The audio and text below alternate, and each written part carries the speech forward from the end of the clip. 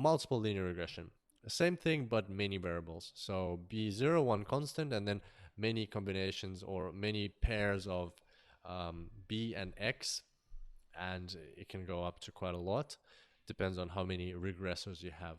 Here, once again, you got a dependent variable, y, so something you're explaining, but this time the difference is that you think there might be a few causations to it. So in the case of salary, for instance, it could be how much years of experience you've done, how many other um, courses you've done, how much, you know, how much time you spend at work or things like that, or how valuable, how much money you make for the company in terms of a student and his grade. So if your dependent variable is what grade does the student get, then in the independent variables could be how much the student has studied for the exam, maybe how much he has slept before the exam, how many lectures he has attended throughout the course, and things like that.